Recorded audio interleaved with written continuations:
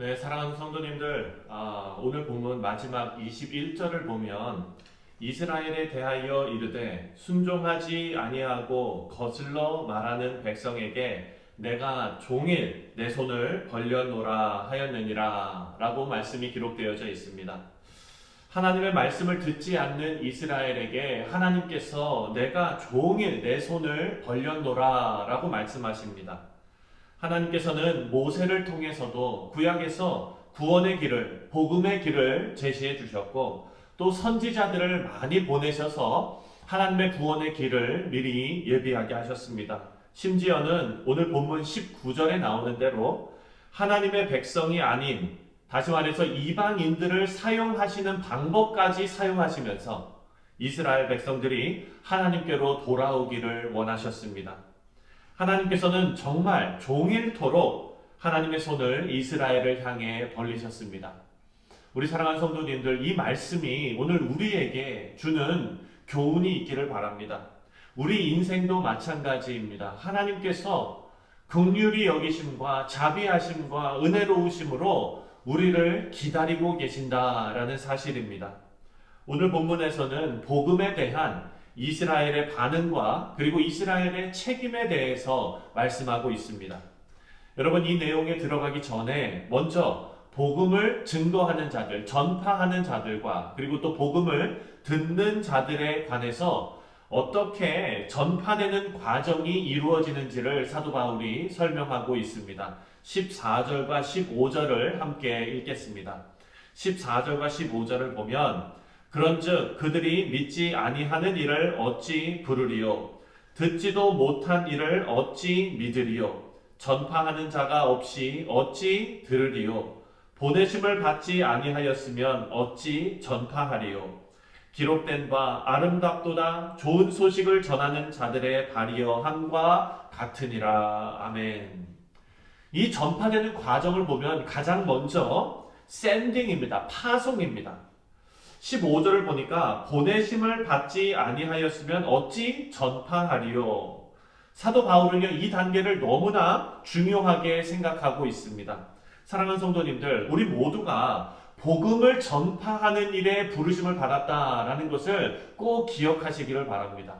우리 사랑하는 자녀들이 학교에 가기 전에 만약에 여러분들께서 기도해 줄 수 있는 기회가 되신다면 우리 자녀들이 그 학교에 학생 선교사로 파송받았다, 보내심 받았다, 부르심 받았다 라는 것이 기억될 수 있는 그런 기도를 해주시기를 바랍니다. 여러분이 가정에서 그리고 직장에서 일터에서 여러분의 사업터에서 하나님께서 여러분을 파송하시고 하나님의 복음을 증거하는 자로 보내셨다라는 사실을 꼭 기억하시기를 바랍니다. 보내심을 받지 않으면 전파를 하지 못합니다. 그래서 두 번째 단계가 나옵니다. 바로 전파입니다. preaching, 전도, 말씀 증거 이런 것이죠. 14절 말씀에 전파하는 자가 없이 어찌 들으리요? 말씀을 증거하는 자가 없으면 복음을 들을 수 없다는 것입니다. 그래서 이것은 자연스럽게 세 번째 단계로 넘어갑니다. 바로 hearing, 들음입니다. 복음을 경청해야 한다라는 것이죠. 14절 말씀에 듣지도 못한 일을 어찌 믿으리요? 예수님에 대해 듣지를 못했는데 어떻게 믿을 수 있겠습니까? 말씀은 믿음이 듣는 데서 생긴다라고 우리에게 알려주고 있습니다. 그래서 네 번째로 바로 믿음입니다. believing. 예수님에 대한 신앙입니다. 14절 말씀에 그런즉 그들이 믿지 아니하는 일을 어찌 부르리요? 예수를 믿게 되면 예수님의 이름을 부르고 이와 같이 신앙 고백을 하게 됩니다. 그것이 바로 우리가 지금 하고 있는 일 아닙니까? 그것이 바로 마지막 단계, 바로 컬링입니다. 이 컬링은 우리가 하나님 앞에 부르심을 받았다 이런 컬링이 아니라 하나님의 이름을 부르는 것입니다. 주 예수 그리스도의 이름을 부르는 것입니다. 이것이 바로 신앙 고백입니다. 어제 묵상한 본문 13절을 보면 누구든지 주의 이름을 부르는 자는 구원을 받으리라. 아멘. 이렇게 사도 바울은 복음 전파의 5단계를 설명하고 있습니다. 다시 정리하면 첫 번째 보내심입니다. sending, 보내심을 받았습니다. 두 번째 전파입니다. preaching, 전도하는 일입니다. 세 번째는 그 전도의 말씀을 듣는 일입니다. hearing, 들음, 전파된 복음을 듣는 단계입니다. 그리고 그 말씀이, 복음이 들려지면 그 다음 단계로 믿음이 생깁니다. believing, 전파된 복음을 듣고 믿는 단계입니다. 마지막으로 예수님에 대한 신앙이 생깁니다. calling, 예수님의 이름을 부르는 것입니다. 신앙 고백, 마음에 생긴 믿음으로 우리 신앙을 고백하는 단계까지 이르게 된다라는 것이죠.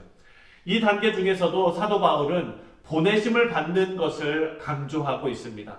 지금 사도 바울과 그리고 다른 사도들이 예수 그리스도께서 그들을 부르시고 보내셔서 이 일을 하고 있다라는 겁니다.